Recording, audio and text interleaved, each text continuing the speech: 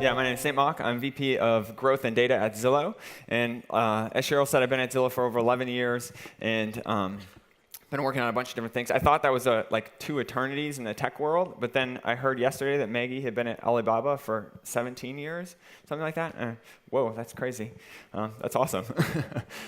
So at Zillow, I've worked on a bunch of different things, built a bunch of products and teams, including our mortgage product and our growth team. And so today I'd like to share with you a little bit about what I've learned working on growth at Zillow, as well as in talking with other great growth teams at big companies in the US about what they do to create long-term sustainable growth. And so before I do, Zillow is a US-only company, so I want to share a little bit about what we do in our background, to give you a little context. But Zillow Group is the largest portfolio of real estate and rentals websites in the United States. We include brands like Zillow, Trulia, 3Ds, YachtPads, Naked Apartments. And we have a very simple but ambitious mission to be the largest, most trusted and vibrant home-related marketplace in the world. And I know it says in the world and we're only in the United States. I realize that's a little weird, but that is our mission. And we started back in 2005, and if you remember what shopping for a home was like back then, we liken it to being in a dark room, where you're in this dark room and your agent has a flashlight, and they're showing you these homes that are for sale. And you don't know if they're their homes or their broker's homes or how they pick the homes. And as a consumer, that was really frustrating because you didn't really have all the information. And so what we did at Zillow is we turned on the lights for consumers. And we showed them not just homes that were for sale by agent, but homes that are for sale by owner, rentals, recently sold, make me move, new construction, foreclosures. And we put a value on every home in the country and showed it and gave it away for free.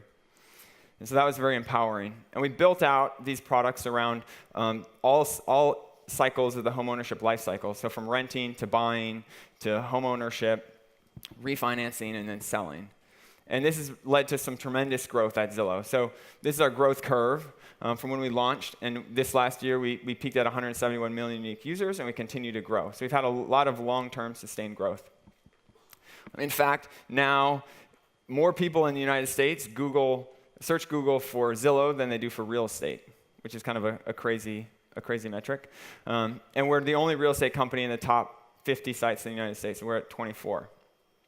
So coming back to this question, which is looking at these sites, like what is it that these top companies like Zillow and Pinterest and LinkedIn and Facebook are doing to create such exceptional levels of growth over long periods of time?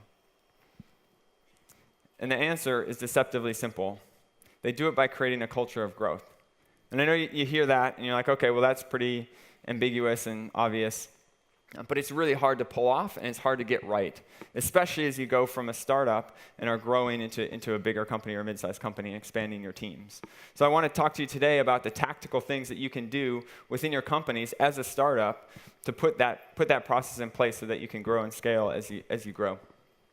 So there's 3 pieces. The first is putting processes in place that allow you to move fast, test, and optimize. And we talked a lot about, other speakers have been talking about how you test and how you optimize. And hopefully as a startup you're doing this. This should be basic stuff.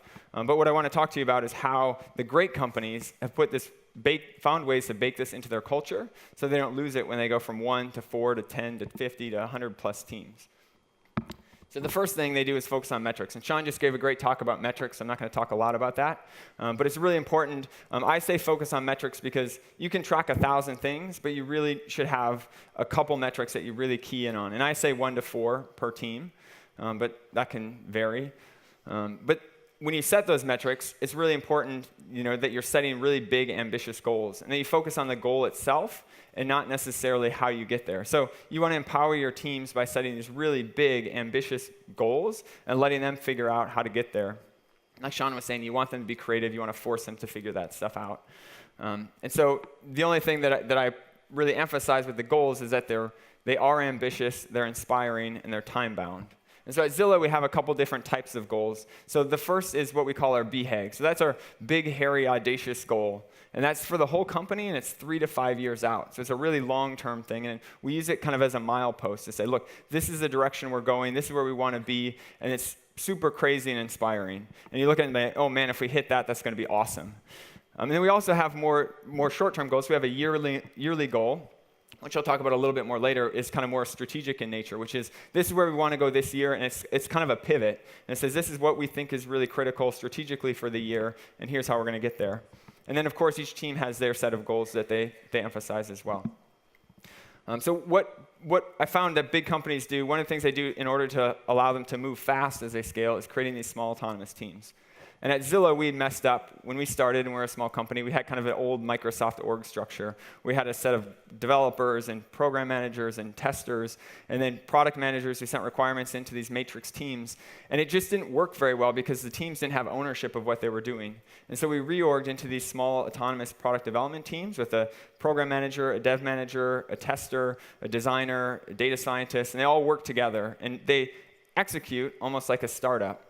And so they have full autonomy over all of the things they do. When we push, what that does is it pushes decision-making down to the lowest level and allows these teams to execute like startups. So they choose their own technology stack. They manage their product backlog and their strategy. They do their sprint and agile processes, so they decide how often they ship. And it allows them to move really fast without having to ask management for direction or for requesting permission to do stuff, which is really great. And that allows you to scale out to a bunch of teams as you grow. Another thing that great companies do, is they double down. So when something works, you push it, and you double down, you triple down on that thing to really take advantage. In growth, channels open and close really fast, and there's new stuff that comes up, and you want to be able to take advantage of that stuff. So you should be testing, constantly testing, and if stuff works, you double down on it. If it doesn't work, the opposite is true. You need to fail fast. So you can test to find out if these channels will work, and if it doesn't work, then move your resources to stuff that does.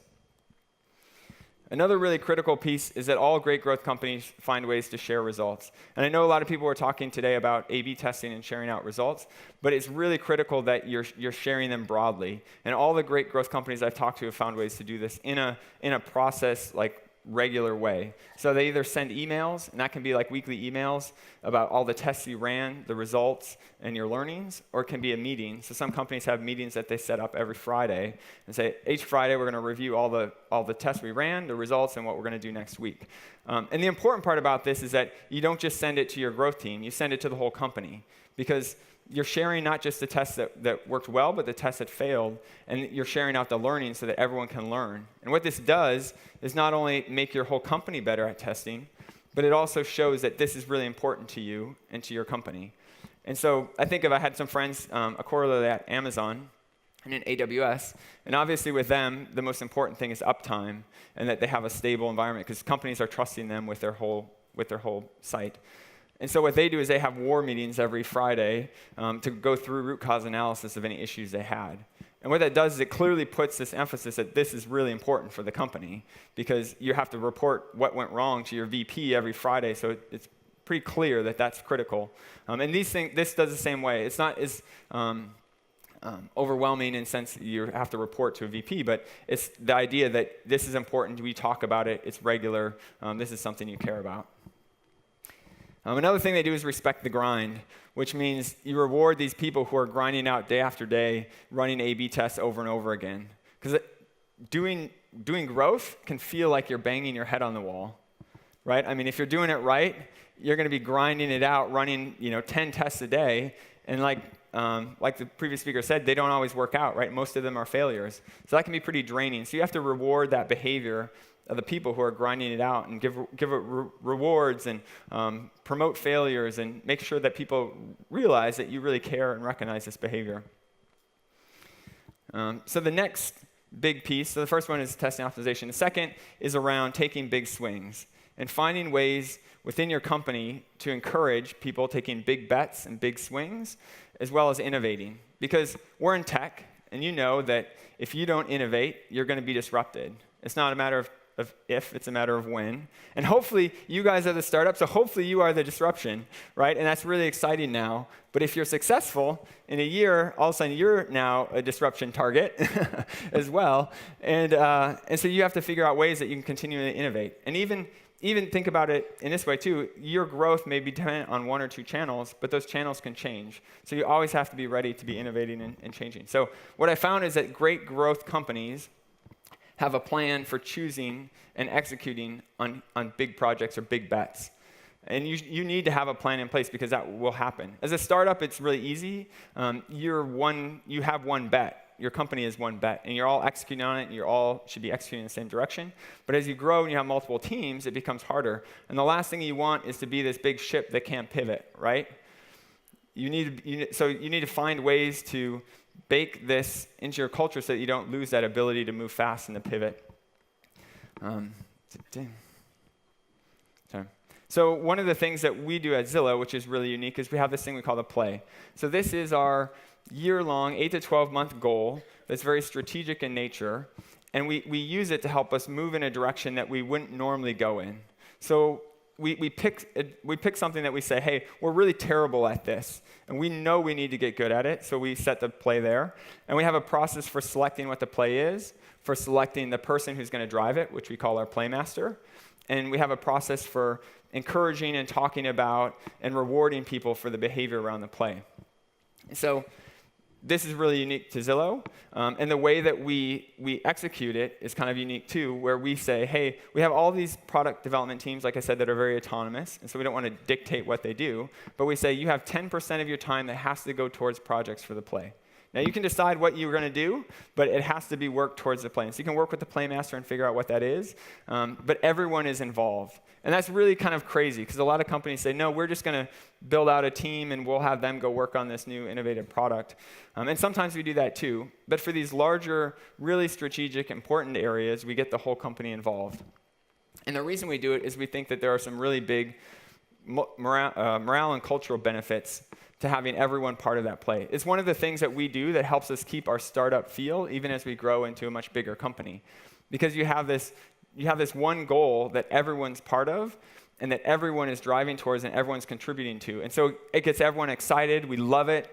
We get really excited about participating. It builds up a bunch of collaboration across all these teams that are kind of regularly working by themselves.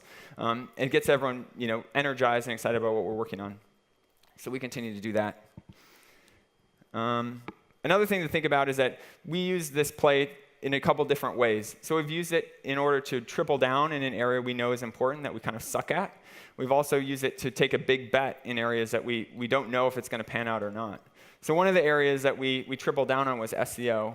And when we started Zillow mainly around PR and marketing. Well, not marketing, mainly PR. And we saw this competitor who was getting all this free traffic from Google. We're like, oh, well, that seems like a good idea. We want some of that free traffic too. And so we said, hey, we need to be best in the world at SEO. And so we called a play, and we made sure that everyone was working on SEO. Everyone understood SEO across the company. And that means developers, PMs, everyone. And we made it a priority to win in SEO. And so that was one of the areas we tripled down. And the other area where we made a big bet before we knew it was going to be big were mobile apps. And we said, we think mobile apps are going to be big. And I know you're saying now, like, everyone knows mobile apps are big. But this was back when we had to write a mapping platform for BlackBerry. And that part of the bet was not very good. That didn't pay off. But it was a big win for us because it allowed us to kind of pivot our company and rethink how we were doing development and software to say, hey, we need to focus on mobile apps. We need to be mobile first. And we need to get everyone in the company thinking this way. And so we used this play to change the culture of the company and to make us move fast, because that focus of having everyone participate really gets the whole company to be able to shift in a way that if you just had one person working on a new technology, you don't. So you can use the play in multiple ways.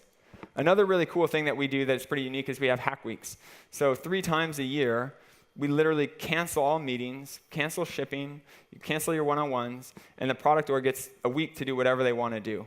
So our only rules are that we have a pitch party where people pitch ideas, they form teams, and then they can work on whatever it is they want, and at the end they present. And we have awards and we do voting. And what works so well about this is that it allows people to work on stuff that they normally don't get to work on. So they can pick their projects, they can pick the team, so they can work on new technologies, they can work with new hardware, they can work with people that they normally don't get to work with.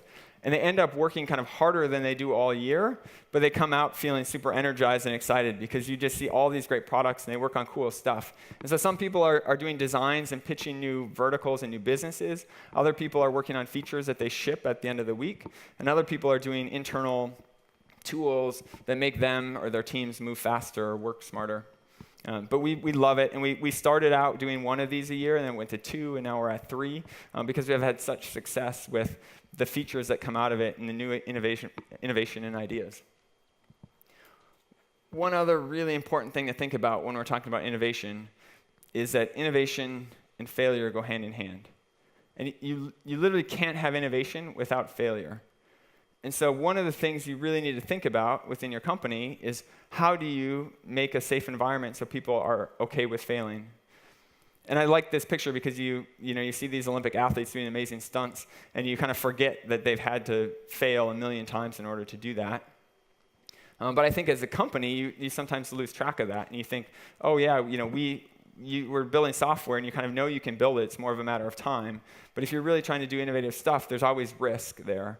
And so in order to get your employees to be willing to take those risks, you have to create a safe environment. So here's what you can do.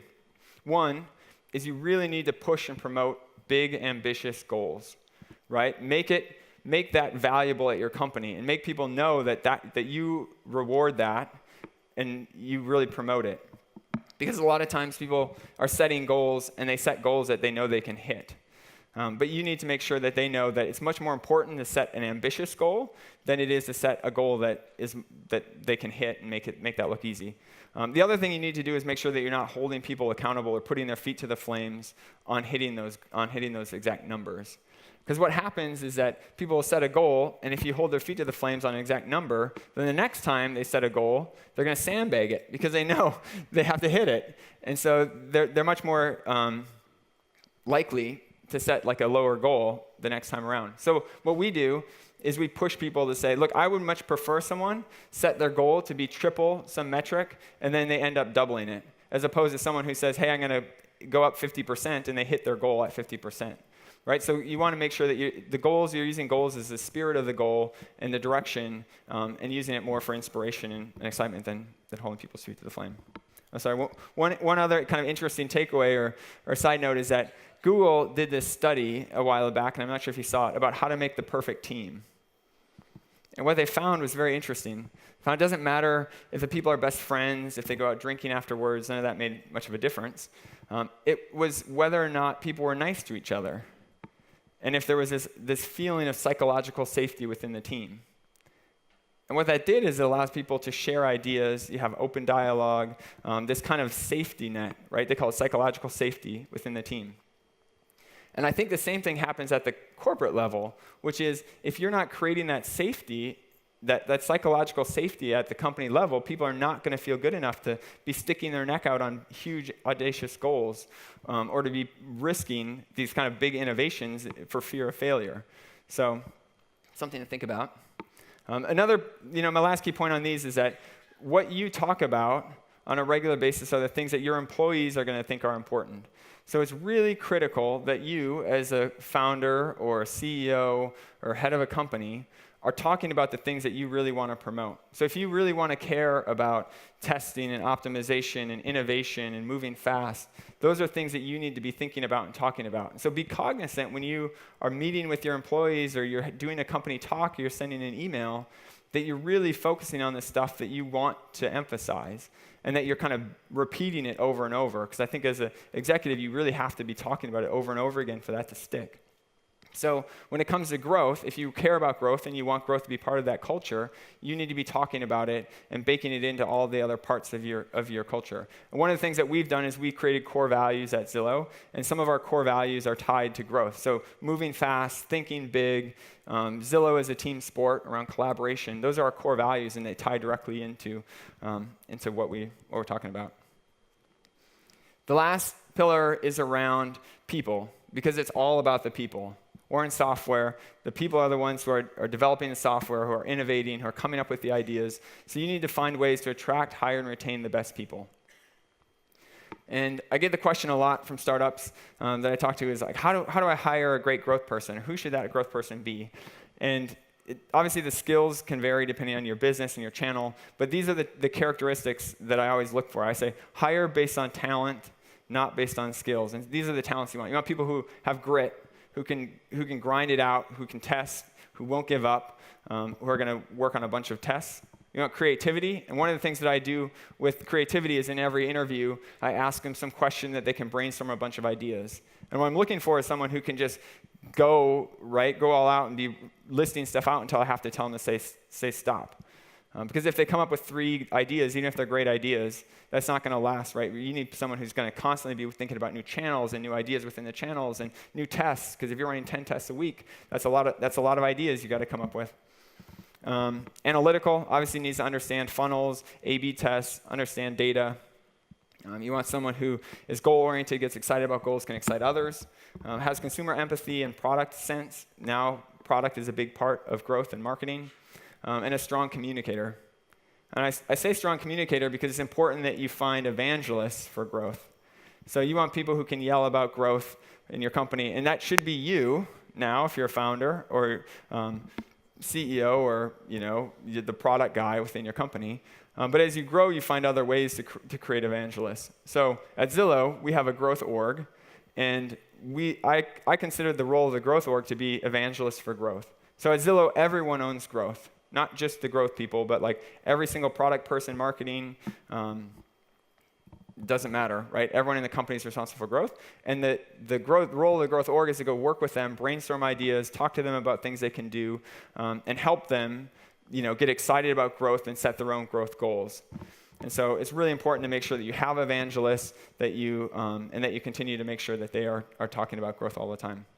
The last thing, to attract and retain great growth people, you need to empower them. And you do that by making sure that they have support from the top, the execs, as well as kind of from all the product owners and product folks within the company.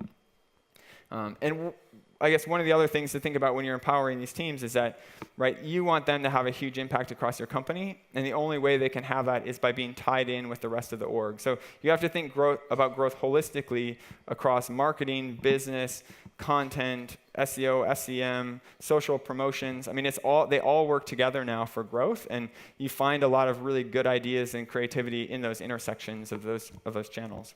So make sure that you give them control. Or you're not, I guess one of the issues that I see a lot is people will say, hey, I have this growth person, and they kind of throw them off in the corner and say, here's my growth org, these growth people are responsible for growth for my company, go do it. And that doesn't necessarily work. The last thing is just making sure that you have a fun environment. You have a great culture in general. Growth people are like everyone else. They want to have a great environment and have fun. And so, making sure that you're collaborative, you're not cutthroat, you're not competitive, you make it a great place to work. And at Zillow, we do a bunch of kind of fun things. We have events, we do races. Someone set up like a meditation over lunch. We do like saltine challenges and World Cup viewing parties and sports tournaments, just a bunch of fun, cool stuff. And a lot of this stuff happens organically. So we find that you have a great culture when a lot of the kind of fun, exciting stuff doesn't have to be expensive. These are all kind of cheap things that people internally have come up with, decide to do. So this kind of final takeaway, this is the points of the slide. It's really important that you think about your culture of growth. And when you go from startup mode to expanding to even just, like 5 to 10 to 15 to 20 people, that culture of your company can change pretty fast. So it's really important to think about how you put these structures in place early so that you're positioning yourself for long-term growth as you grow. So here's my LinkedIn account. I'd love to connect with you. If you have questions, comments, or other ideas, please let me know. Thank you very much.